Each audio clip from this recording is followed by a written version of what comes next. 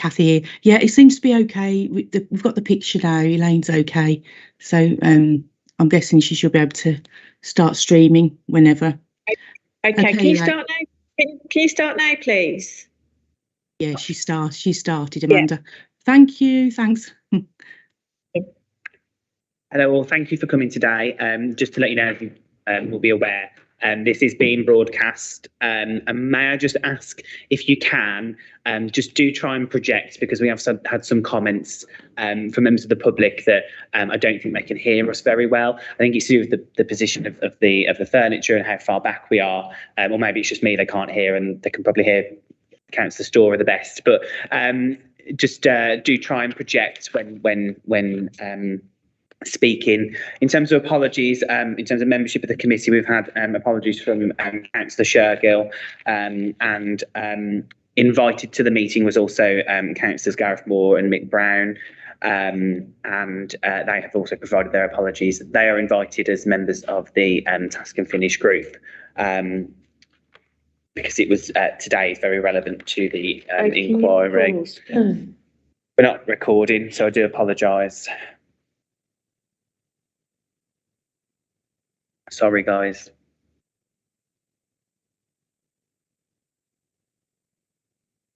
We're not recording. Is any of that seen by the public? We'll start again. So what I'm about to say, just pretend you haven't heard it before. It's okay. I've started the recording now on Teams. Okay, so it's all good. So shall we carry on then, Kathy? Yeah, you can carry on. That's fine, Amanda. Yeah. Thanks, Chair. Thank you. Hello all. Just let you know we are being broadcast live, so the public and the press can watch this meeting, and can also use this meeting for any journalistic or press means. Just so you know, we've got apologies from Councillor Shergill, and we've also invited Councillors Gareth Moore and Mick Brown, who have provided their apologies as well. They're invited as members of the Task and Finish inquiry. They have provided their apologies. Have we got any declarations of interest from any councillors that you'd like to raise? No? Thank you. So agenda item 4 is just to agree the action notes of the meeting held on the 7th of December. A lot of the action notes will also be covered in the next item, which is the action tracker. But does anyone wish to raise anything regarding the action notes that has come up? Okay, and then it's just to agree to note the action tracker. That will have been circulated as part of the agenda pack. Do you have any comments on the action tracker so far? No. So my only comments relating to the action tracker is that under the 6th of July, it was myself to explore whether it would be appropriate for Nicola Turner, who's the Director of Legacy for the Commonwealth Games, to be invited to a future committee. So I'll be chasing that up to see if that can possibly happen. And then it's I just had so as you probably know, yesterday from public comments, but also comments made in full council, we were possibly looking at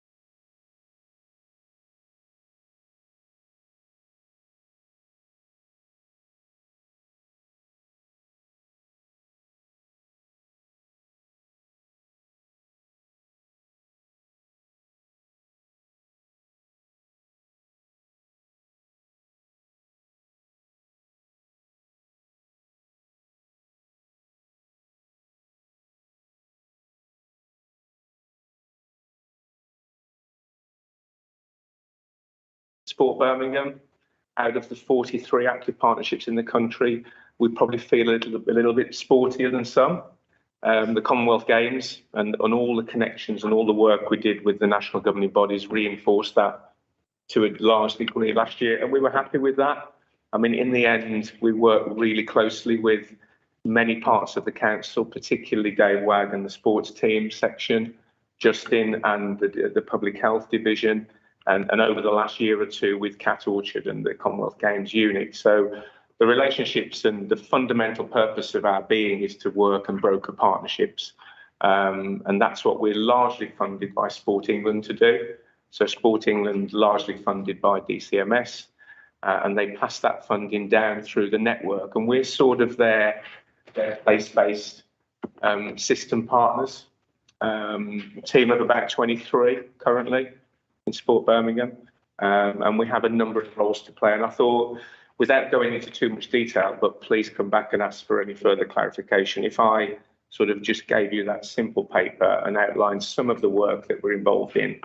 I think the important thing is how our role adds value to Birmingham and the sport and physical activity agenda in Birmingham, and doesn't compete with parts of the council and other bodies such as the Active Wellbeing Society that are significantly funded through the council, but we complement one another and we work in collaboration. And there's a number of collaborative structures there that I'll list. But I've listed there what our purpose is. I've given you in those sort of bright red boxes that I just thought was easy to copy paste over from our strategy. Around some of the work that we're doing, and the reverse side, just before I flip over. So we are part of the council's Creating a Physical Activity City Forum, led by Public Health. We're part and have been part of the Commonwealth Games Regional Physical Activity and Wellbeing Legacy Group. And then we run our own wider community sport and physical activity alliance of about 50 partners from across the sector: education, culture, violence reduction, etc. We are part of the Violence Reduction Partnership. We're also part of the new Birmingham Council-led Major Events Board, looking to build off the success of the Games. And importantly, we have led and convened a Disability Sports Forum for as long as I've been in Birmingham, and Nikki now leads on that work. So I say I won't go into too much detail, but I wanted to just highlight the legacy work that we have been involved in. We are the host organisation in receipt on behalf of partners, including the council, nearly 1 million of Sport England's legacy investment. And that is called Commonwealth Active Communities Fund. There's a pot of money for Birmingham and a separate pot of money for the Black Country and Coventry and Solihull.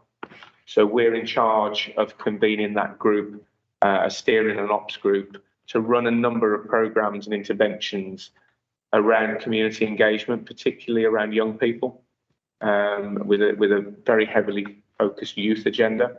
And we're in the midst of starting that engagement and that interventions, and that runs to the end of this calendar year. We were also in receipt of council legacy funding. We have a Club Together programme that is all about making sports clubs and providers more accessible, more inclusive.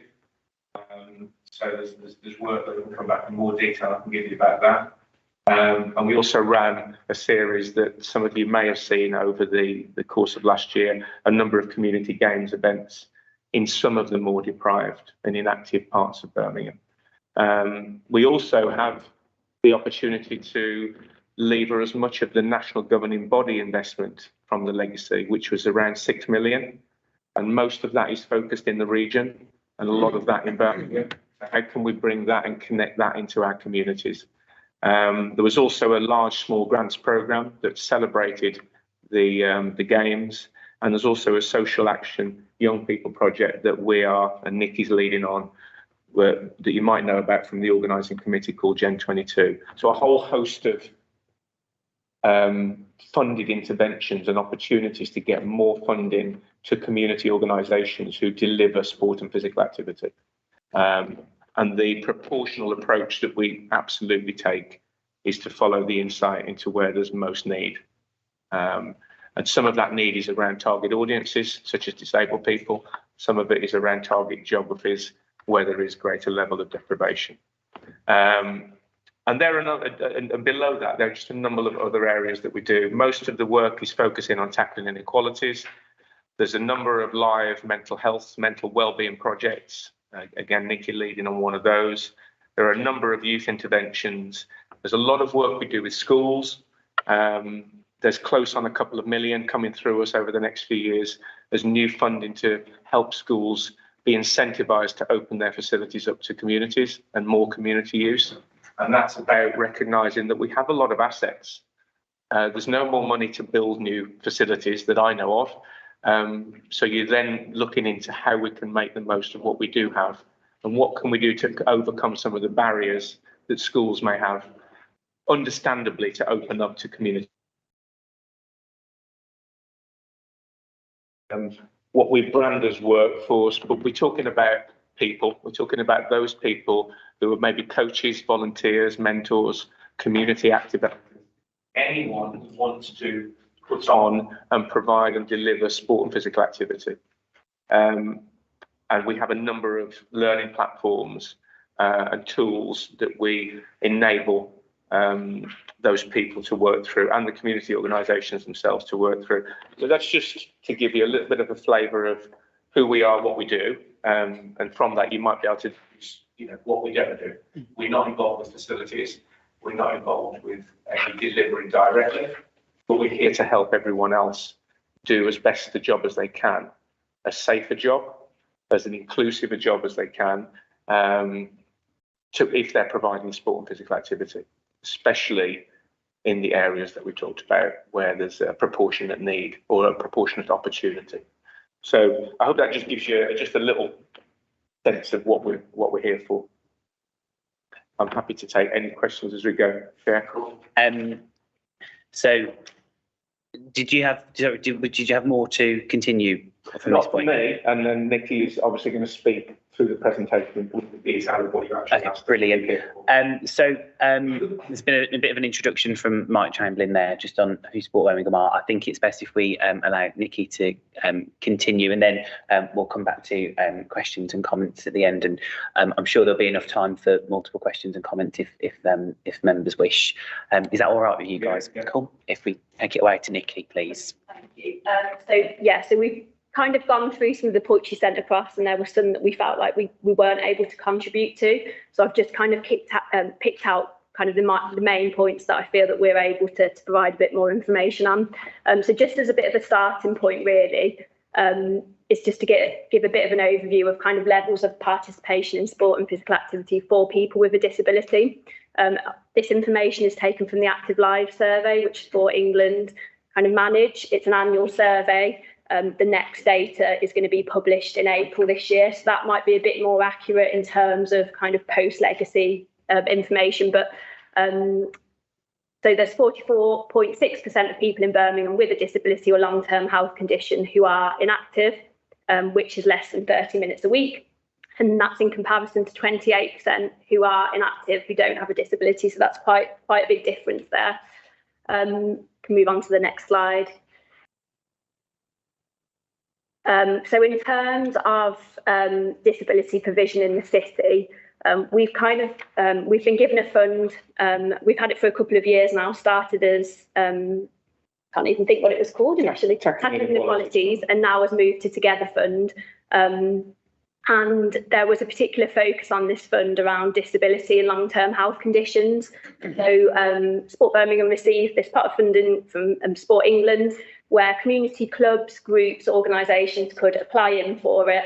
And if we felt that it met the criteria, we were able to allocate that funding. And like I said, there was a big portion of that funding that was focused around disability and long-term health conditions. So if you move on to the next slide, that kind of gives the key, 4 key audiences we were focusing on.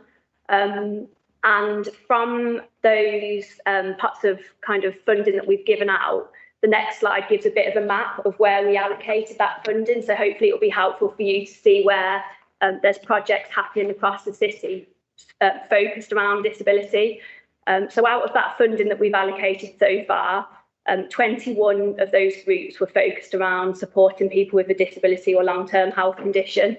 And that was around £75,000 that was allocated. As you can see from the map, was predominantly funded routes across kind of central and south Birmingham. That's where a lot of the applications came in. We still do have Together Fund money left, which needs to be spent by September this year. And as an organisation, we're doing a really big push on disability and long-term health conditions, because it was probably they were two of the lower audiences that were people submitted applications for. I'd say that we've kind of had a lot more interest for lower socioeconomic groups and culturally diverse communities, disability and long-term health conditions. We've got less applications for. So as an organisation, we're doing a big push around how we can support more groups to put those applications in, because we know that there's a lot of great work happening in the city. So if you move on to the next slide, barriers to participation. So as Mike mentioned earlier, we chair a disability sports forum, which is made up of a lot of organisations in the city. They're not all sport and physical activity related, but we meet on a quarterly basis, and it's a really good platform for us to share best practice, but also to get feedback from community groups and organisations around some of the barriers and challenges for disabled people to access sport and physical activity. So I've noted down a few of the ones, the main ones that have come from that steering group and other conversations we've had with organisations. So we work really closely with Midland MenCap and Sense, and we speak regularly with them around kind of feedback and some of the barriers that are happening. So a massive one is that a lot of people aren't aware of opportunities that are happening in the city. There are things that are happening, but they're just not promoted well enough, or the promotions aren't accessible for people. Transport issues, the cost of transport, cost of living is obviously a massive thing at the moment. And the Together Fund actually is focused around cost of living now, as well as it was previously COVID recovery. It's now got a focus on cost of living. A lot of disabled people need a carer or buddy to support them when they're accessing sessions, and obviously there's costs associated with that. And obviously the experience that participants get at sessions, and whether the coaches, volunteers, the workforce are properly upskilled to be able to offer a good experience for disabled people. And I don't think that's always the case. And we always have massive conversations around what does inclusive mean to you? And organisations will say they're inclusive, but are they really inclusive of the needs of the people that are turning up? And actually, these barriers that we've kind of highlighted locally are very much in line with some research that Activity Alliance recently conducted. So that's a national charity that is on supporting some organisations that are disability focused. And their research was almost totally aligned to some of these local challenges. What does good look like? So again, we spoke to our steering group and various partners around what do good sessions look like for people with a disability. Opportunities for taster sessions, so people don't have to commit straight away to X amount of costs, or for 10 weeks of delivery or something, that we could do a couple of free taster sessions so people know what they're signing up to. Easily accessible local sessions. A lot of people with a disability are kind of travelling halfway across the city to go to a session that's being run. One platform or website that's where people can access all the local opportunities that are taking place that are inclusive, and that's actually something we're looking at the moment in terms of our active Birmingham work, and a tool that we're developing at the moment. A qualified workforce who understand the audience, which links to one of the points I mentioned earlier. Buddies or mentors at the session that can support people with a disability, and obviously linked to the cost of living, low minimal cost for people to access the sessions. So that's the end of the presentation. I guess the main points that we felt we've been able to contribute to in terms of what you've sent over. Just to comment, Cheryl. Yeah. On the platform and the signposting to the opportunity, as Nikki said, there is a lot of provision going on. A lot of that provision struggles with small numbers, so it's a bit chicken and egg. But we are working with the legacy funding, with those parts of Birmingham Council and with the Active Wellbeing Society, so that the aspiration, and we just done a soft launch, is that we do have one new digital platform, which is wayfinding and activity finding, that is equally promoted by all of us, and it's open data led. But we recognise that it also needs to be complemented by an input of up-to-date information. The only trouble is, of course, things get out of date very quickly. But this is the first time that the partners have got together to say, if we can get the product right, and there's a reliable, trusted source where anyone can go as a parent or as a prescriber, whether that's through the health service or anyone, then they, as long as they know that this platform exists, and that's the next challenge, how you market the product, then we have an opportunity to have a greater confidence in being able to find an activity of your choice. And rather than thinking, I want a disability football session, the filters will allow you to see the choice that's around you in your locality. And if we get it right through the trial, I believe that the product is something that we've just needed for a long time in Birmingham, but we've each had our own versions of something that's done half a job. So that gives me some confidence as part of the collective legacy work that we're actually, one of the legacy benefits is that we're actually working better together, partly because we've sort of been incentivized through funding and almost forced to do so, because otherwise we're all too busy and we don't get round to it. This has pushed the agenda forward, and it'll have an official launch next month. And then it's a question of everyone and anyone spreading the word that it exists. And then the more information that's on it, the more choice there is, and the more easily people will find what may be of interest to them. That's really great, especially so something like that was something I mentioned very early on in this committee, which was because we have an open data platform for Birmingham of finding different services, and but it doesn't include everything. But one of the things that I spoke about was wanting to see something constantly updated of physical activity and sport opportunities, including those with that are accessible for people with disabilities. So that's really great, and I hope perhaps we can take it away from this meeting as well and see where we might be able to support and assist with that. Because if it's something that's open data and you want contributions from, then I think that's something that the council should look at supporting you with, to make sure that you do have people contributing to keeping those things up to date as well, and sharing that information. My view is that it needs the open data, lots of it, and it needs some capacity to maintain and update and keep it fresh.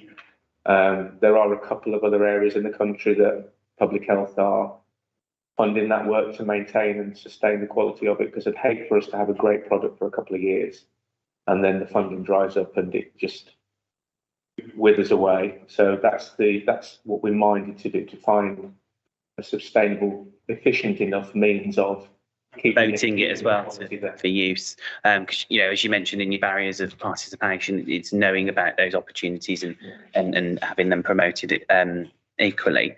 I think one of the things that's really reassuring as well is some of the things that you have mentioned is stuff that we've discussed, and whilst not maybe specifically to do with disability access, we have talked about, for example, we spoke at the last meeting around how far away you might live from certain different facilities. So it's really reassuring to hear that that's been looked at from your side as a facilitating organisation, if that's fair to describe you as. Members, do you have any questions you'd like to raise? Councillor Storer. First, thank you for coming and doing a great presentation. I've got about 3 or 4 questions. First one is, you've got a small grants programme. Who can access that and how do they do it? So the small grants has finished. It has. It was just the Commonwealth Games year. Yeah. And that was Sport England funding, so it was a very short window. We had probably over 100 small community organisations doing celebration type events. You didn't even actually have to have physical activity as part of it, as long as you did the games.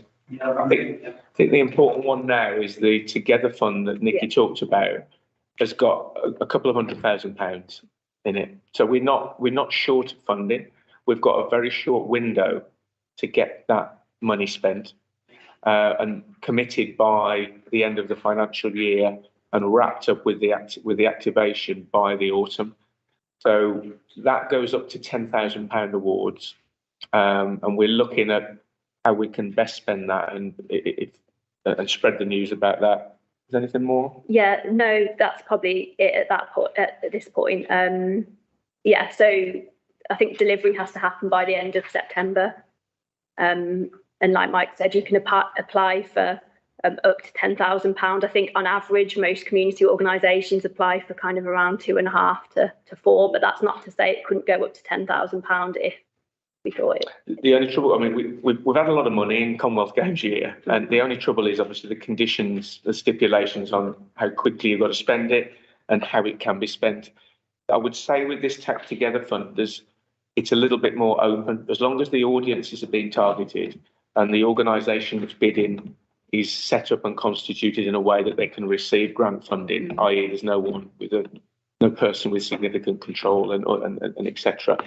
And they're set up as a community organisation, then we can knock down some of the barriers. We tend to do it that we want to talk with them, explore their idea. So we take the barrier from a protracted application process away, and we'll have the conversation with them and steer towards how that money might be spent well. So it's that co-design sort of principle. The only problem is we haven't got a lot of time. But if there's anyone that you think or you hear of and you want to contact us to put us in touch, we'll gladly have the conversation. I'm sorry. No, you've got more. Yeah, I've got more. So I just don't want. Do you want one at a time, or would you like them all together? I do one at a time. Makes it easier. You briefly mentioned Gen 22. Could you go into that a bit more? Yes. Yeah. So Gen 22 is a social action project, which is mainly focused around kind of skill development and employability for young people aged 16 to 24. With Gen 22, organisations can apply for funding, and within that programme, they have to be able to offer 30 hours of volunteering experience for that young person. And through the programme, there's additional benefits, so access to employability workshops. There's other training that potentially we could provide. So, for example, if it was a young person who wanted to go into football coaching, we could look at funding them to do their FA level 1. So there's additional benefits to it, but a lot of it is around that 30 hours of volunteering and the mentoring that they kind of get through that to build up their skills. And yeah, hopefully lead to employability after. So an example of a project that we've done is with Spark Hill Leisure Centre. So they were, we worked with them and they offered a lifeguard qualification to young people in the area. And they did their 30 hours of volunteering. And one of the young people has kind of gone on to get employed there and now does kind of casual work for the leisure centre. Before that, they were unemployed and had kind of finished college and didn't know what they were doing. So that's kind of the aim of that programme, around developing skills, hopefully leading to employability at the end of the 30 hours of volunteering. Next one, you got managing investment into Birmingham schools by getting into getting into open up facilities for more community use. How are you doing that? This money isn't officially, this is DFE money. It was going to be a 3-year programme, but it's 2 years up to the end of March 25. There's a target in terms of the number of schools and academies that we should be looking to work with. Obviously, what we want to do is target that money in the areas, as I say, as identified as need and following the insight. We also want to have confidence that the academies and the schools have facilities that are underused at the moment, and there's an identified barrier as to why it's not. Now, there are some wonderful schools and academies across Birmingham that have a really big programme of community use, after school, weekends, and also this counts during holiday periods. So you'll know about the Holiday Activity Fund and all of the work that's been doing over the holiday periods. And a lot of that work is based at schools. So it can be preschool, can be after school during the evenings, or it could be during the holidays. It might be that the school, I'm just thinking on my feet now, it might be that the barrier to the school not opening up is that they just don't, they see that there's why would a head teacher maybe not want to lock up and come back to the school in the morning and find the school as they found it? There might be a real cost in terms of caretaking security. There might be access improvements that are needed that would mean that they feel more comfortable about doing it. And I think we're talking about controlled community use here. We're talking about booked clubs and sessions where there's a proper structured arrangement rather than ad hoc community use. So it's supervised and instructed. So I think in terms of, there's a good amount of funding that will be distributed through us and targeted at schools who come up with an agreed plan that we believe will make them a much more accessible facility, and we've overcome the barriers through a budget that we can give them. Now, it might be that that goes to paying people to run sessions. It might be that it goes to pay people to open and close up. There might be, and it can be, around some facility improvements in terms of access control or whatever they feel will make more community use of their school facility. It could be a whole host of things, and that will start at probably the start of financial year approaching. I'm not sure I've answered your question there, but so I don't know all the answers because I'm not the expert, but we'll be asking schools to apply, and we'll also probably be approaching some schools and academies that we believe are in the right areas where there is greatest inactivity, and they could provide a facility and therefore an activity opportunity that isn't provided because of the absence of other sports clubs in that area. You just answered my next question. I was going to ask you, how do they know about this? My last question, you'll be glad to know, I'm going to nick off this. I actually think it's a very good one. Right. If we could do one thing for you in relation to the inquiry and our recommendations, what would you want? What would be your recommendation, and what would you like to come out of this? I think that one. That was up to you. Just to give a bit of context, so our inquiry will eventually make recommendations to the council's cabinet and executive. So that's just kind of the background, the context of that question. Is essentially, if you could specifically decide this, what kind of recommendations would you be seeing that you'd like to see in those recommendations, and related to our inquiry, which is around disability access to sport and physical activity? I think I'll let me keep coming on more specific, but for me, it's too easy to be busy and just work in silos. So we work with all of the delivery partners. We're working with everyone who provides the activity, and clearly it's not enough for the need, and we're not matching up the potential or the latent demand to what is actually provided. I would say that from a relationship with Birmingham Council's point of view, we haven't explored, or we haven't developed a relationship that adds value to what we're doing. So I guess the committee and the value of the inquiry means that the issue is addressed and recognised more so. But then I guess I'm flipping it to say there's got to be lots of ways that Birmingham Council, as huge as the council is, through councillors and officers, to be able to raise the importance of the issue of the inactivity levels of disability. We've got some of the solutions, but in terms of connecting into that bigger system beyond the sport and physical activity sector, we haven't got all the answers. And then it leads me to think of what more could be done to join up with that wider health prescribing, social prescribing agenda, because what we found from the mental health project that Nikki leads on, big funding through Comet Relief, a great national funder.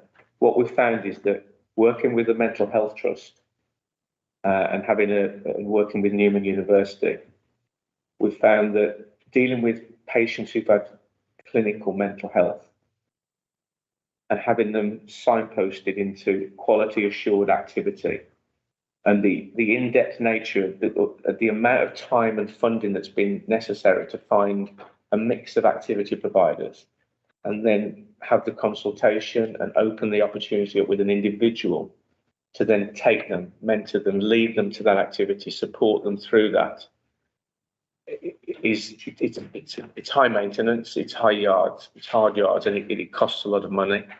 Benefit from that for those people is huge, but we're dealing with small numbers. I can see the same model necessary. What we can't afford to do is just say there's all these clubs, there's all these providers, and off you go. That's not going to do it. It needs quite intensive guidance and steering towards and handholding, so that the experience is always good, and then the numbers build, and then more providers want to cater and will cater more confidently for disabled people. So I guess we can do so much ourselves, but the influence and the recommendations to the committee would be to keep this hope on the agenda. It doesn't become something that we talk about for a while and then we move on to another need. Because Birmingham is full of need, and we're just trying to create some of the opportunity. I'm meandering. Have you got anything to add that's useful? Yeah, I would just really like that connection with other organisations, and it's really important. And like Mike said, through that mental health project, our partnership with Birmingham and Solihull Mental Health Trust has been like a really positive one, and it's led to more work after that. And like Mike said, we don't get huge numbers at sessions, but actually the impact it has on the service users that are attending is amazing. It's life-changing for some of them, but it's hard work and a lot of time and effort to get them to that point to attend a session. And yeah, I think it is the same for disability. And actually linked to something Mike mentioned earlier around the Club Together networks, we're looking to develop a network specifically around disability. So we're kind of in the process of developing one for mental health, which we're feeling quite a good place with, but actually a priority for me over the next few months is doing something similar with disability. And we're at a point now with which key partners can we have on that network. And for me, it's not just about, and I think very much with the Disability Sports Forum, it is predominantly made up of sport and physical activity providers, which is great, but actually we don't just need sport and physical activity providers and organisations on that. We need organisations from outside the sector who might have more experience of supporting people with a disability or different experiences. So that connection, I think, is a... I think anecdotally as well, social prescribing is becoming more and more mainstream, which perhaps a few years ago it wasn't so much. And actually, one of the things that people with mental health illnesses, and I include myself in that, when we talk about physical activity, we often joke that physical activity and sport is often one of the things that drops in your life when you've got a mental health condition or illness. But actually, it's one of the things that can help you improve that condition and your quality of life in that moment as well. Are you happy with those questions? Just a few points from me on some accounts, the Storer's points. When it comes to the Together Fund, are you struggling to find? Apologies if I've misunderstood. Are you struggling to find groups and organisations that are aware or attract them to come and apply for that fund?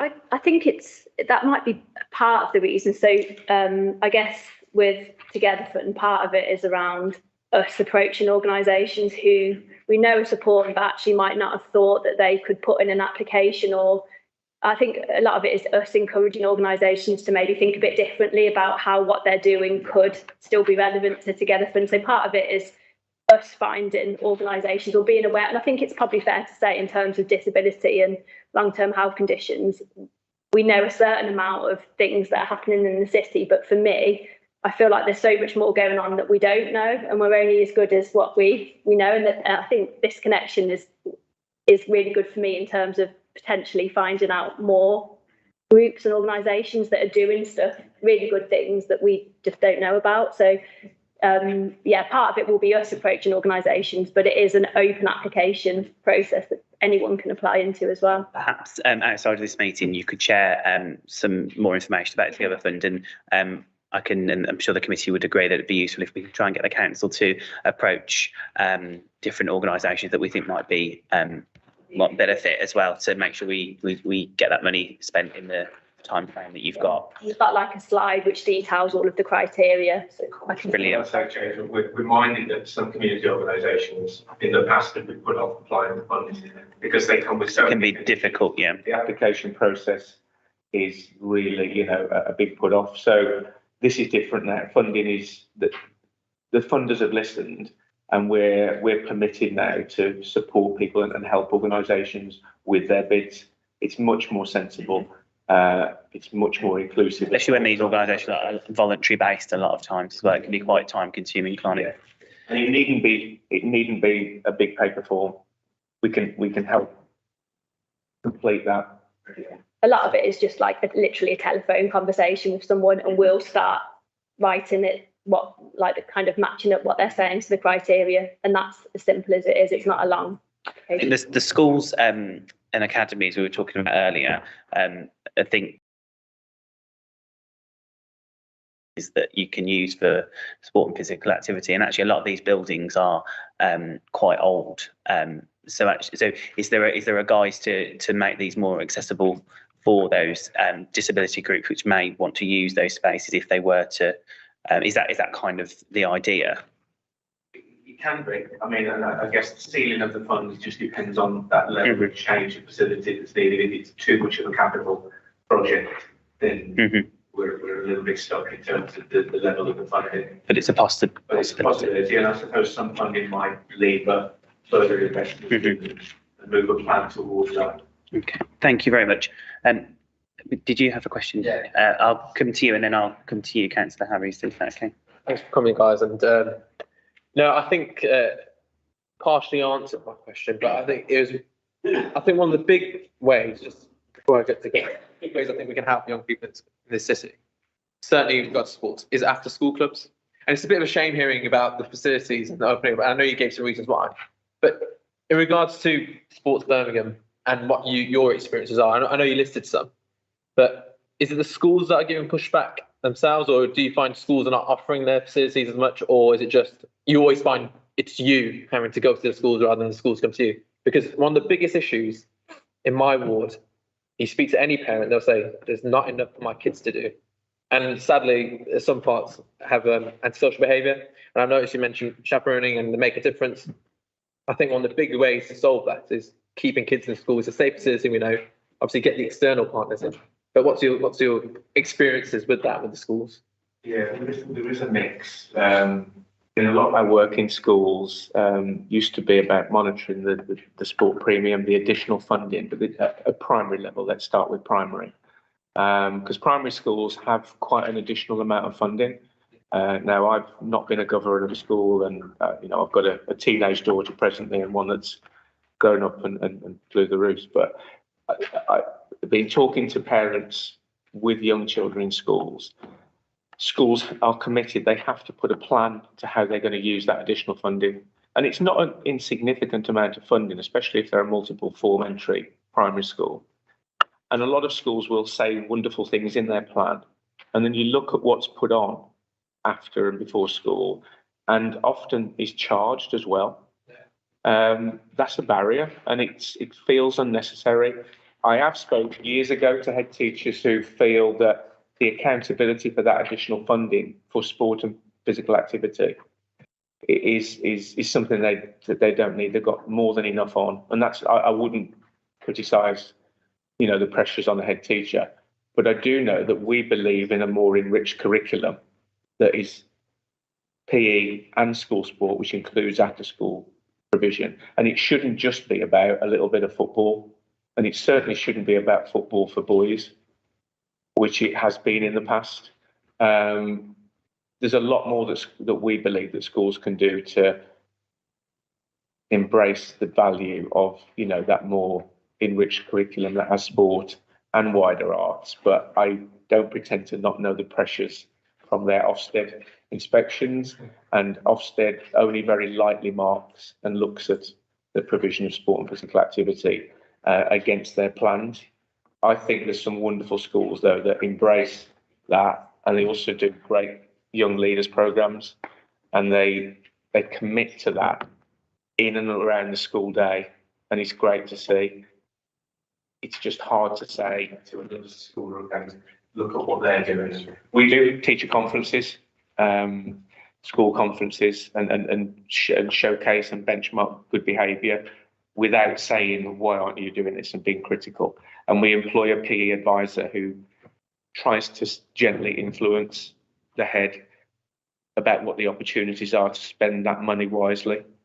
The only thing I'd say is that, so I agree with you totally. It should be, and it should be a mix offering. It should be in response to what the pupil need is. And not just who knocks the door and says, I can provide after school football. I'm picking on football because it doesn't give the choice that maybe is needed in certain schools. Secondaries are a different issue, I think, because they don't have additional funding.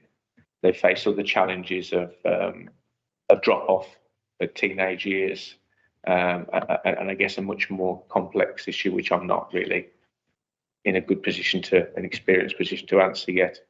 Yeah. Nicky, did you want to add anything there? No. But yeah, you're right. It's that environment there. The chaperone stuff is it's scary in a way. That we did a little bit of work with the delivery project. More and more schools now are queuing up saying, we love what you do, but we want the pupils to be safe and taken from the gate, engaged with and taken home safely. Now that's not what we're here for. We're here to provide sport and physical activity opportunity for young people. If that's an engagement opportunity, what is it used to the health service, you say touch points or something? If that's that, and the conversation with those mentors and chaperones can signpost and encourage some of those youngsters towards it, which we make sure it does, then that's a nudge towards, and it's a help.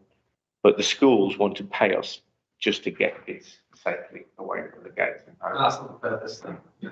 I mean, it's a lovely thing, but at the end of the day, it's not the purpose. I mean, it shows the desperate position there. well, I think that the answer to, when you answered Councillor Store's question and in answer to that as well, I think it just shows, I've had experience in my own life, know very well, when there are kids who literally wouldn't go to an event outside in another area because they said, I'll have to carry a knife. That's a real thing. I've had that conversation with my local police sergeant. I can't go for that area. If I do, I have to carry a knife. I can't go on the bus there. It's I think we're missing a massive can take pressure up a lot of areas, not just in terms of looking at what we can do with getting kids into sport, but what's mentioned right here with the crime and young people. So I just wanted to make that point at the end of that. But thanks for all your work. I think it's a real that OSF, that open school funding. Yeah. That after school provision. While pupils are still there, it satisfies the need for parents who may be challenged to pick up until a slightly later time, rather than just community hire later in the evening. It keeps them away from bad influences, in the sense of, because the easiest way for a kid, in my opinion, I've seen it with my own eyes, I've lived the experience myself, is the easiest way to get picked up when you're playing football out on the street. Now that sounds innocent enough, but you meet other people, you go to the park, parents are worried, and goodness knows what else who else you're meeting, what path they may take you down, and that's not a healthy thing. I think we're missing a trip with that. I think maybe that's something for the inquiry to mention as well. Yeah. But I think the school network, especially the after school network, getting kids into a safe environment with external partners, it's massive. But appreciate you both, guys. Thanks for that, thanks. Thank you. It seems like you're doing great work, and there's money, which is always a difficult thing for lots of sort of strands of the work you do. I think my question's about just looking at Nicky's, map of the Together Fund. If I just take that as an example, where you do focus on sort of central and south Birmingham, it's sort of how do you, make it reach all parts of the city, really? How do you increase your comms so that people know about it? And also, often it'll be because perhaps a group doesn't exist. If the group exists, they know how to apply, and often the more developed groups know how to apply for funding. It's those areas where those groups don't exist. So it's that, just the question is really about your ability to proactively engage more of the city. Yeah, That's the tricky question, I guess. it's the age-old challenge, isn't it? And the jargon in our world is asset-based community development, or ABCD, I think that's how. But it's about how we can effectively capacity build, especially where there's a big gaps in provision and opportunity. And that comes down to often the access issues that we're talking about. And where there's not providers, getting neighbouring providers to be able to grow and do more outreach. There are obviously tensions around wards and boundaries, and some of the events that we put on, and you probably tell from my accent, I'm from the Black Country, so I've worked in Birmingham, but I know the Black Country better. But when we put on some community games, and one of them was, I think it was the Shard End Games, some of the providers that we spoke to that were really close said, no, we're not interested in providing there because we're from the neighbouring ward. And we have to be understanding of where of the sensitivities sometimes around that, but then look at where those organisations, and I'll tell you where the positive is, that we used to work fairly traditionally through established sports clubs. Now, sports clubs can be small boxing clubs, right to, the likes of professional football clubs. But our work is in community sports clubs. What we've found now is the more and more small community organisations and faith groups that have set up as community interest companies that want to make sport and physical activity part of their offering, because they're actually from the community. Therefore, they can resonate with the community and they can engage the community better. And to be able to support them and upskill them, and they're not asset owning, they need funding to hire different facilities, and they're mobile. They're on the move, they might have a small office. They're the organisations where a lot of the funding has moved towards. There's a great design. I was part of the equipment gifting panel for the Commonwealth Games, where we had over, I think, 3,000 applications for nearly 300 lots of equipment. And as much as we feel we know Birmingham and the estimated 1,000 or so providers through clubs and these smaller organisations, there was another whole list of organisations that popped up because they wanted some Commonwealth Games equipment that we didn't know of. But they want to provide sport and physical activity. They might not at the moment. The attraction was the Games equipment, which probably wasn't a lot for some of the lots, but it was an attraction. What we've now been able to do is have that list of organisations. We know what they want to do. We know where they're based. And then we can proactively have a conversation with them to say, right, you don't know about us, but we're here and we can help you in lots of these ways. And some of it's through funding. And a lot of it else is about advice and training and development. And we can help them grow and become more sustainable and maybe plug some of the gaps. The access to facilities is a big barrier at the moment, though, not just with schools. That sounds a really positive consequence. But, if I look at I represent East Birmingham, a ward in East Birmingham, and I can't see any coverage in East Birmingham, So. Society do such an amount of work in parks in terms of delivery, parks and activating streets. We tend to respect that sort of role that it's not a question of not being able to influence that positively. And certainly for us to match up some of these providers that would be able to provide in the outdoors as well as within a typical facility, because the use of it, depending on what the activity is, of course, but we're constantly bombarded with facility requests, which we sort of have to fire over to Dave Wagg and his team on behalf of the council's facilities in many ways, because they're after higher facilities, and obviously the framework of the providers, the private operators who run some of the facilities, and then the wellbeing centres. It means that I guess most of them are full, certainly at the peak times where there's demand, and a lot of people, because of the changing seasons we have and the weather, depending on the sport, need an indoor space, and there's not sufficient indoor space. But I know that the council have commissioned a physical activity strategy, and separately, to a degree, a sports strategy. There's a major event strategy. So it's how these come together, so we get an updated position on what the asset mix looks like. And I'm aware that some work is going on from the council in terms of gathering that that mapping position. And I think it was you, Chair, who introduced me to one of the senior officers who's beginning that work. Is that correct? Yes, Richard Brooks, his name. Richard. Yeah, Richard Brooks. I will do that. Did I do it? Oh, I did do it then. I think that's Birmingham Council recognising that we need an up-to-date position on what we've got at our disposal that we can then consider and do some of the mapping that we have on where activity and where some of the target audience is. Yes. And where it's not happening. Where it's not. And I think I said, I didn't want to repeat work and have to have, you or us to repeat things that actually, if, you guys are doing something and we're doing something very similar, there's no reason why shouldn't be a collaboration there. Did you have a follow-up? Well, just one final question. I'd just be interested how your experience of the Commonwealth Games, has it made you think about anything slightly differently? You were working for, 10 years before that. Has it made you think about anything or your provision differently, that experience? I would no. Are you on track? No, the games hasn't changed anything, nor should it really, because it is in the simplest form, 12 days of elite sport with a minimal amount of legacy funding behind it. From the hundreds of millions that it costs to put on. We're talking about legacy funding into Birmingham, about £1 million. £1 million in terms of the big picture and the opportunity in Birmingham isn't a lot, but what it can do is it can bring organisations together. I do believe we're doing better at understanding one another better, complementing, and therefore we can become a bit more efficient.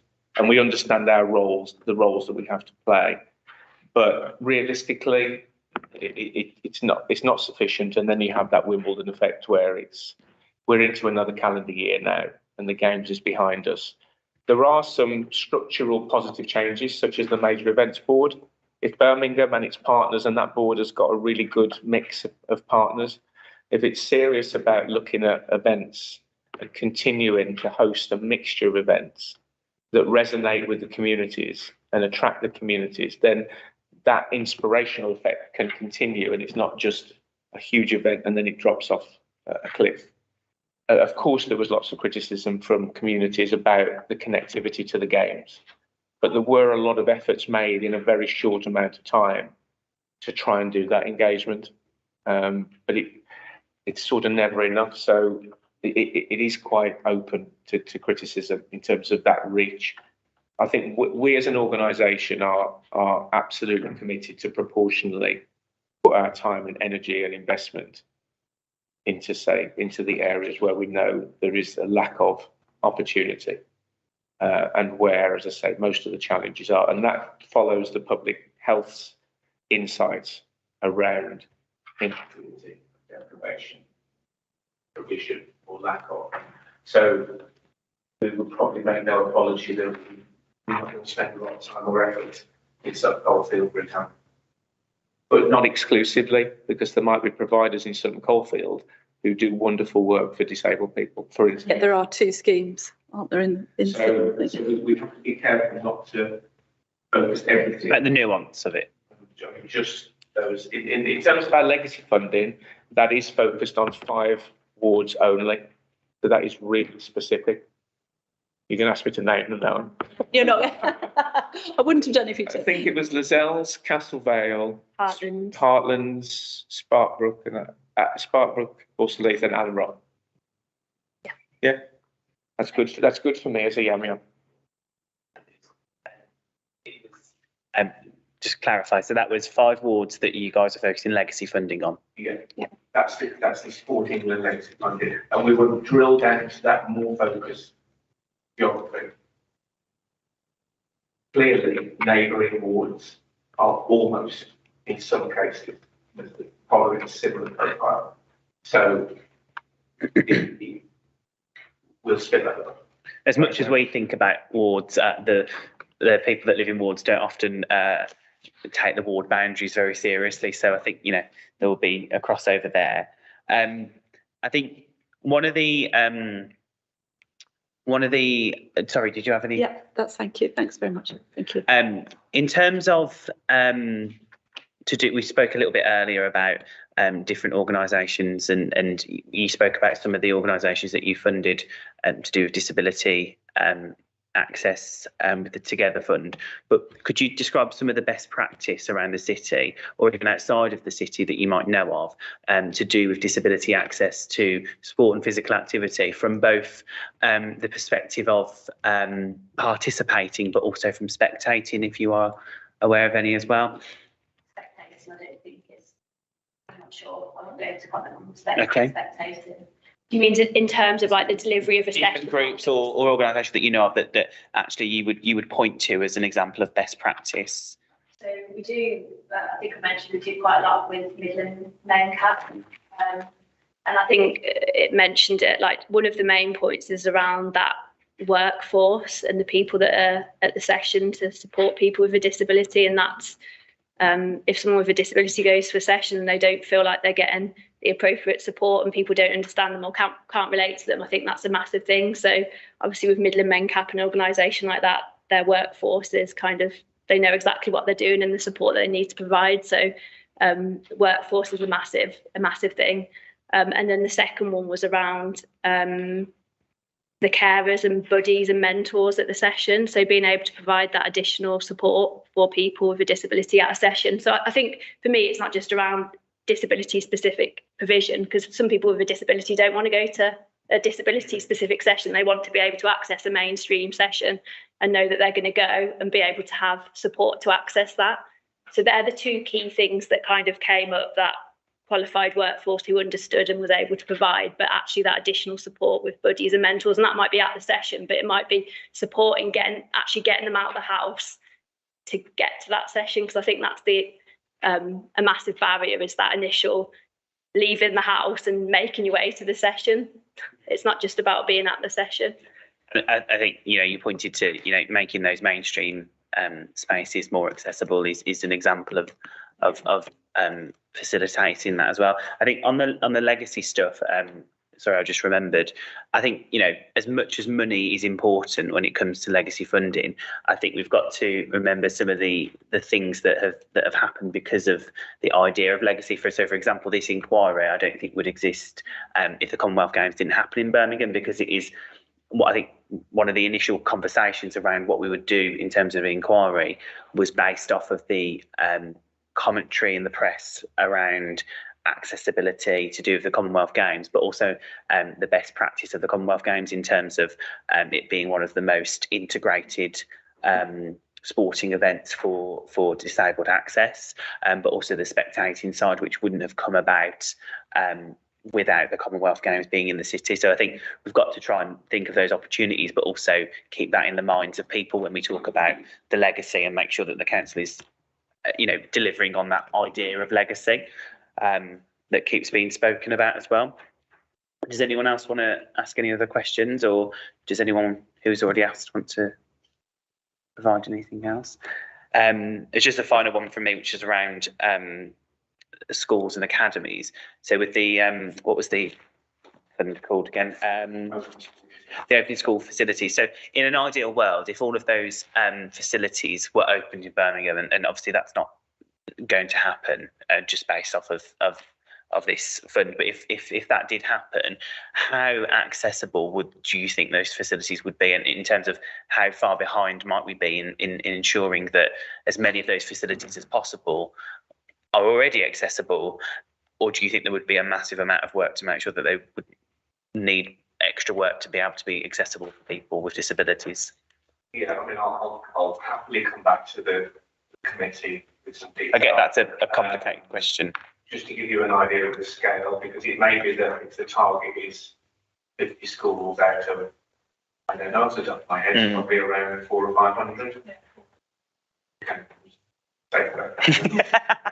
It'll be a smaller percentage. As with all of this, if we can help some schools tangibly with some funding, then hopefully the opportunity and what is resisting that opening up spreads to more.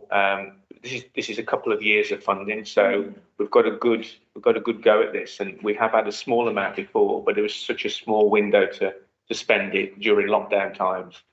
It was too difficult. Now we've got a good run in.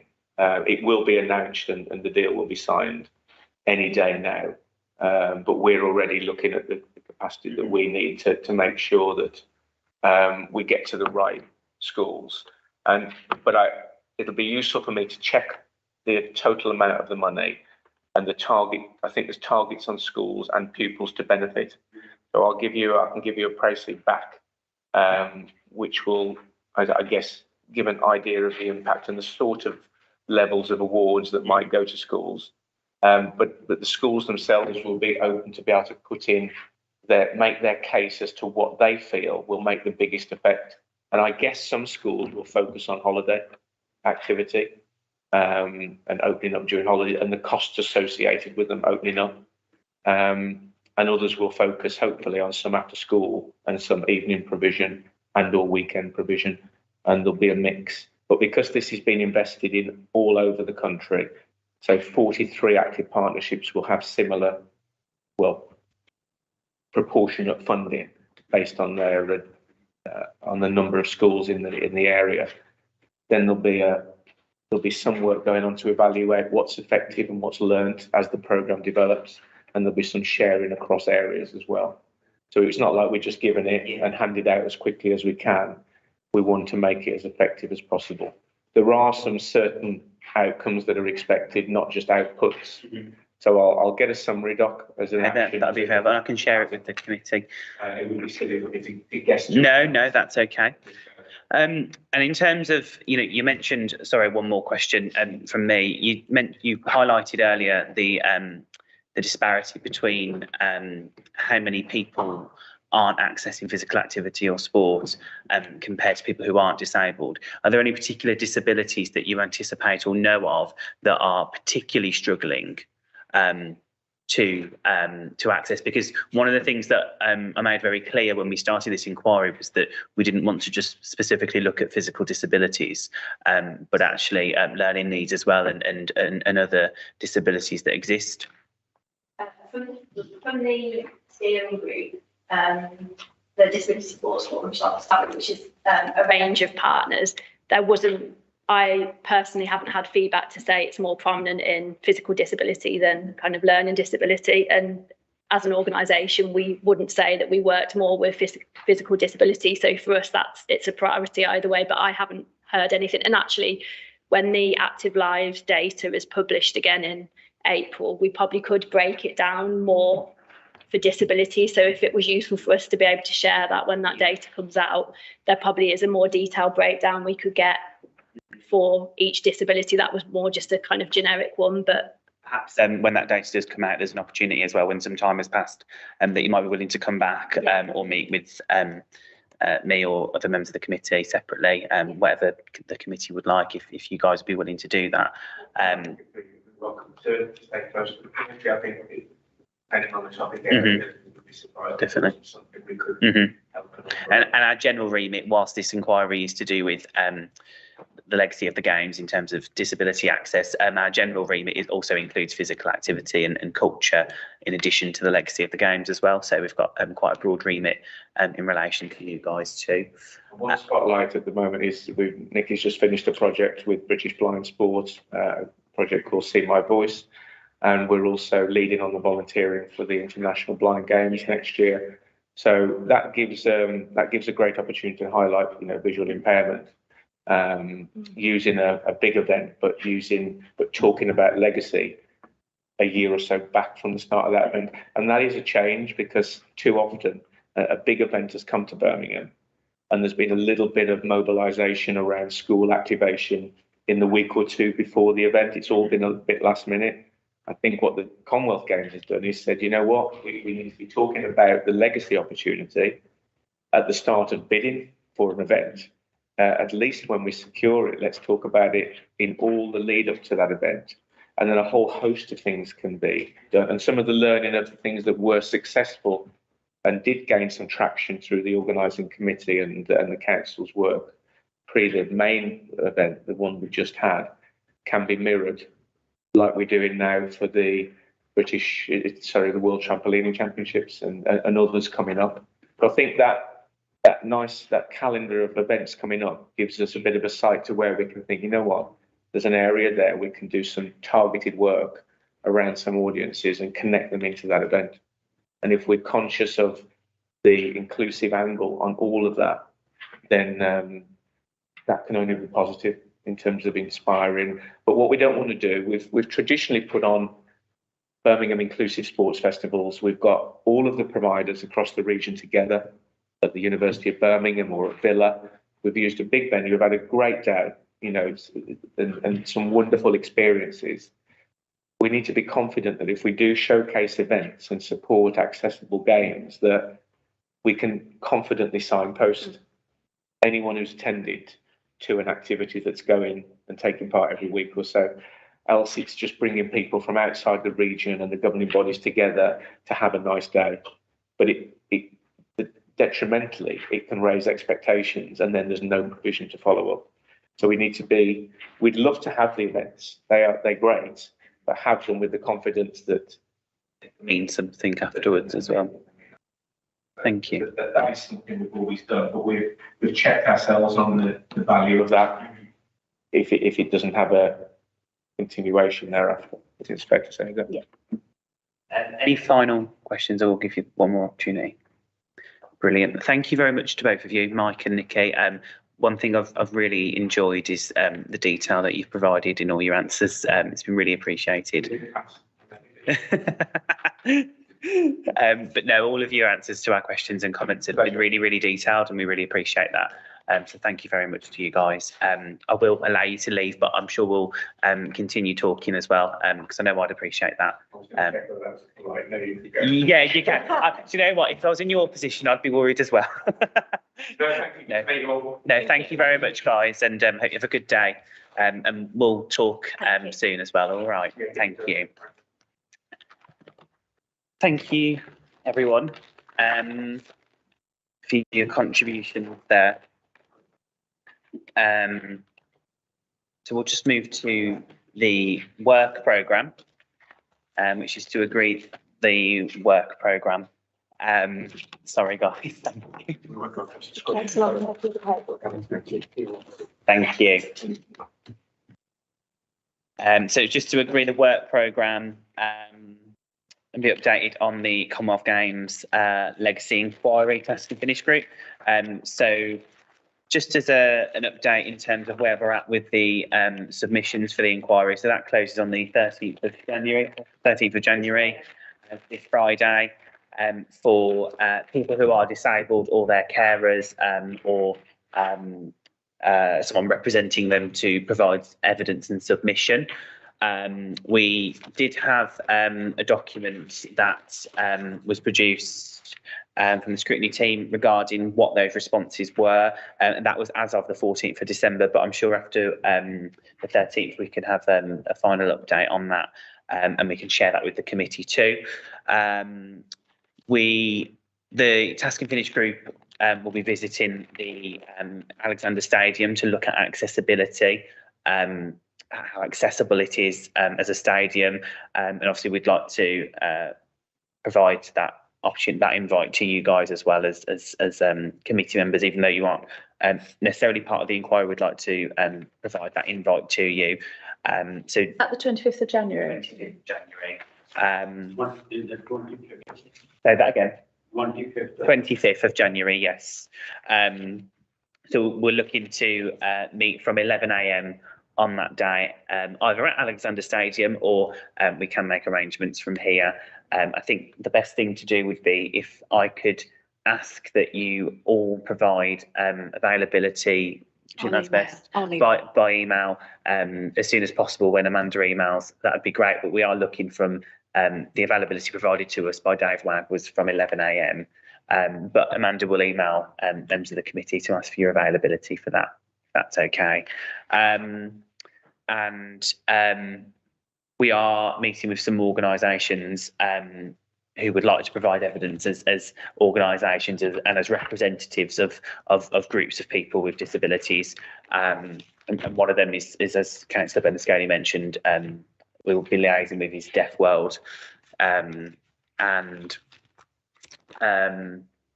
yeah, as I said, it closed on the 13th of December, and we can have a proper update after that if there's any more evidence that comes in. Does anyone have any questions or comments on the inquiry? Is it worth doing a last push on, social media, PR, comms before Friday, just to say there's a deadline? Yeah, definitely. We've tweeted. You've done, yeah. But actually, I could ask that you, Because we can all share. obviously personally, but in your political groups as well, because councillors can submit evidence as well. So if in your political groups, you could share that, and I'll be sharing it within the Labour group. If you could share it with the Liberal Democrats and the Tories. If any councillors do wish to provide evidence, because I have spoken to some councillors who have said that they would like to provide evidence personally, and they can do that. But also you can, if you are representing a group of people and you've spoken with residents or whatever, councillors can do written submissions and I think the email address on the is it yours? No, it's scrutiny.gov.uk. Which is scrutiny.gov.uk, but we can send that out to you. Yeah, I was just wondering, is there a sort of invite email that you sent? You did something. Would you like us to resend? Would you mind? And then it's easier just to forward. I can just do a reminder and say it finishes this Friday. Yeah, thank you very much. Any other comments on the inquiry? So we have had so date and time of next meeting is the Wednesday the 1st of February at 2 o'clock in this meeting in this room. We have had no requests for call-ins or councillor calls for actions or petitions, but we have had this agenda item number 10. We have had some urgent business which has been raised with me from Councillor Bernasconi relating. I will let him lead on it, and then we can discuss it as a committee. Okay. Thank you, Chair, for allowing me to raise this urgent business. It's regarding the footpath closure at Edgbaston Reservoir. So, in terms of background for the committee members, since early last week, the circular route around the Edgbaston Reservoir has been closed, with indications that it will reopen by February. This is all due to the demolition works to form a telephone route part of the master plan. So, being as the reservoir falls in my ward, I've received assurances during the master plan consultation process that circular route would be maintained throughout the demolition works, and there would be a clearly signposted alternative route if that particular part of the footpath had to be closed. It's clear now that isn't the case, and I've got serious concerns and actually serious frustrations, as do my residents, about the way that it's been managed, about the way that it's been communicated, how reservoir users and stakeholders were notified in the first place regarding that closure, and when the route will actually reopen. Everyone will be aware, reservoir is not just a community asset, it is an asset for our city, it is used for physical activity, it is used for leisure by many people.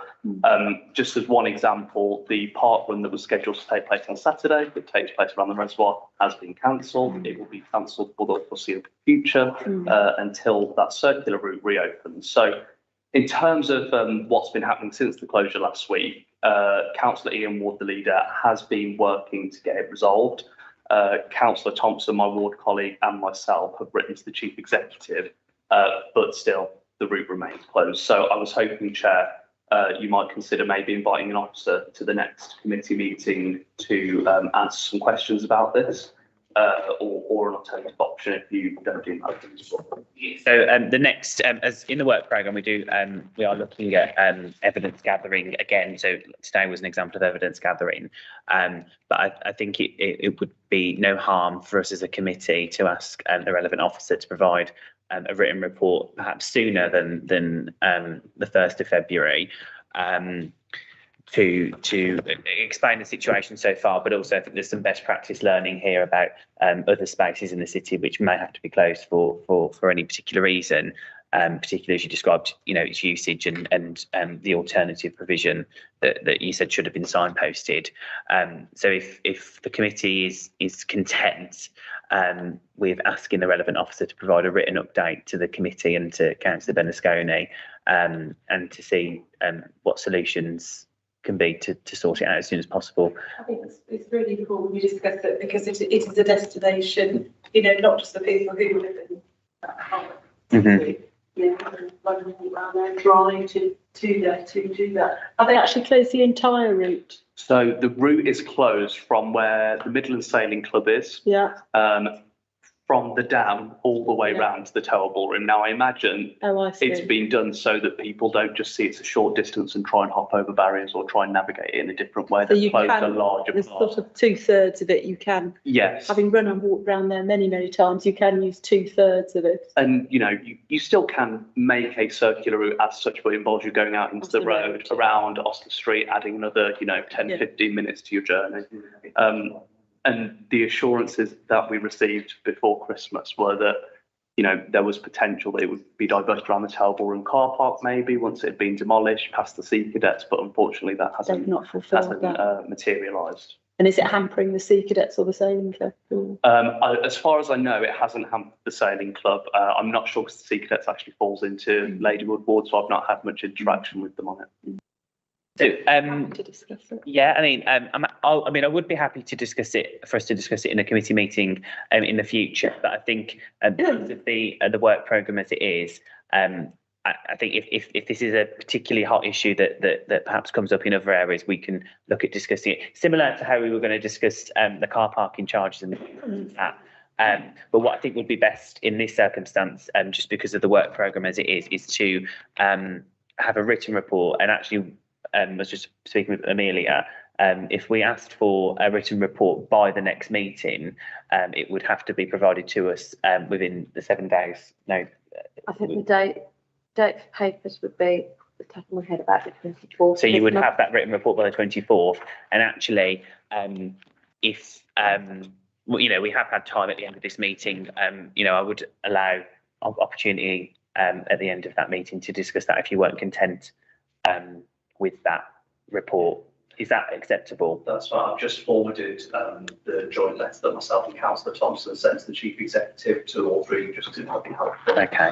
Okay. Are we content with that and content with Councillor Bisconi leading on what he's content with? Happy with? Yeah. Who's content a lot in that sentence? Are we all content? We're all content. Brilliant. Just let you know, if you do ever have any urgent business or earlier, and Amanda may kind of aware to say this, but if you do ever want to, have any support for call-ins, I'd always be happy to consider supporting them on an individual basis. And I'm not someone who would be opposed to them. I'm not saying to go and do it, but if you do ever want to, then don't be scared to do so. I'm sure I'm sure they appreciate that. So the next item is just to, in an urgent situation between the meetings, to agree the relevant authority for myself to act along with officers on behalf of the committee. Are we all happy? Yeah. Brilliant. We'll just wait for the recording to cease.